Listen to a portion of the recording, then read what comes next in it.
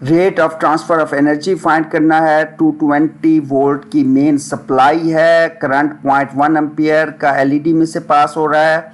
तो हमारे पास rate of transfer of energy को हम पावर बोलते हैं और पावर का फार्मूला VI है। वोल्टेज और करंट की जस्ट वैल्यूज पुट कर देंगे तो 220 multiply by 0.1 22 watt is answer. Next है हमारे पास conventional current in the wire flows from higher potential to a lower potential. Option B is the correct one. Next है हमारे पास 2 एम्पियर का जो करंट है वो 4 मिनट के लिए एक रेजिस्टेंस में से पास होता है, जबकि रेजिस्टेंस की वैल्यू 10 ओम है और हमने चार्ज की वैल्यू बतानी है। Q is equal to I T formula होता है। 10 ओम की जो इंफॉर्मेशन है वो यूजलेस है हमारे पास। आई वैल्यू 2 एम्पियर हो गई, टाइम जो है हमारे पास 4 मल्टीप्लाई बाय 60 सेकेंड्स हो गया, तो Q is equal to 480 coulomb जो है हमारे पास। Option D is the correct one.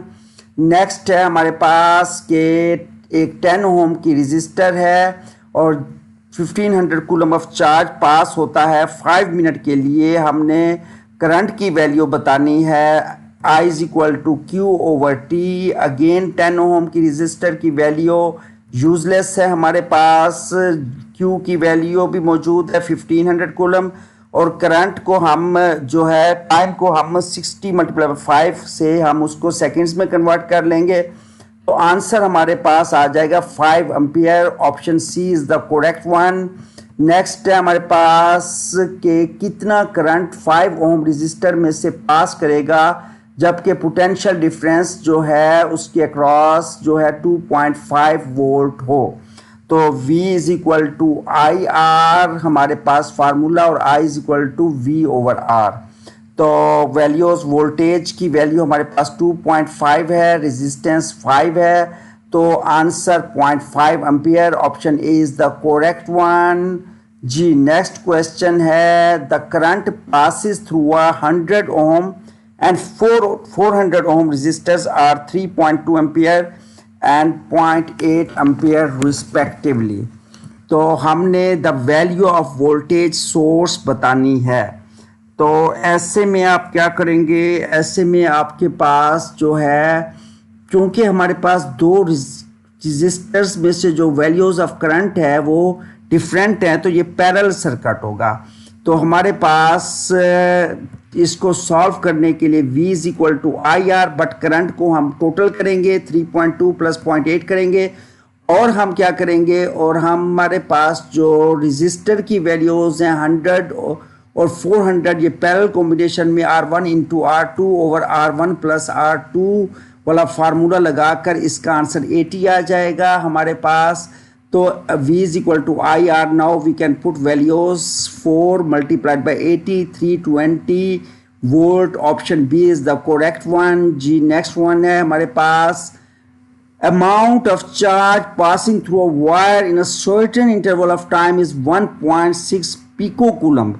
The number of electron Q is equal to Ne formula याद रखना है आपने। N is equal to Q over E। Just Q की वैल्यू 1.6 इंटू 10 रेज टू पर minus 12 over 1.6 into 10 raise to पर minus 19 coulomb charge on electron. जी तो आपके पास इजीली यू कैन कैलकुलेट के आंसर आपके पास 10 रेज टू पर 7 आ गया। नेक्स्ट है कि conversion of heat energy into electrical energy can be achieved by जी thermocouples. Option C is the correct one. Next है power dissipated in 2 parallel resistor is inversely proportional to there.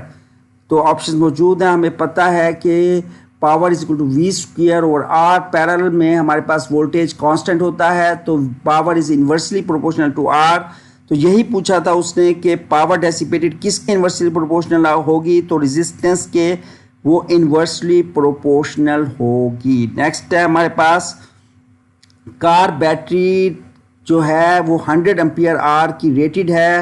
Ampere are किसका unit होता है, हमें पता है कि ampere current का यूनिट होता है, आर टाइम का यूनिट होता है और करंट इनटू टाइम जो होता है Q is equal to I T. तो इसका मतलब है एम्पियर आर चार्ज का यूनिट बन जाएगा बट नॉट SI। तो option D is the correct one. तो नेक्स्ट वन है हमारे पास 1 into 10⁻⁷ electron pass through a conductor in a certain interval of time.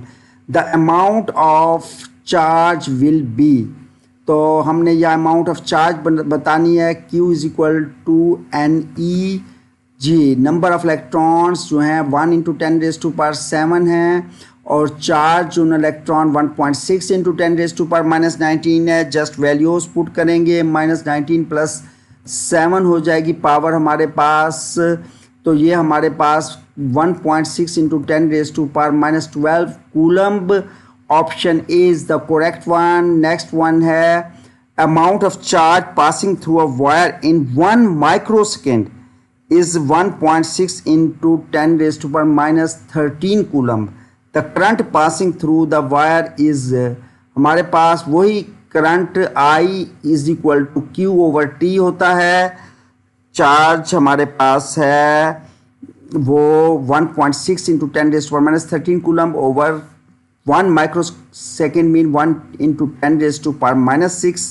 तो हमने इसको कर लिया. 1.6 into 10⁻⁻13 + 6 जो है हमारे पास 10⁻⁻7. 1.6 into 10⁻⁻7 कूलम.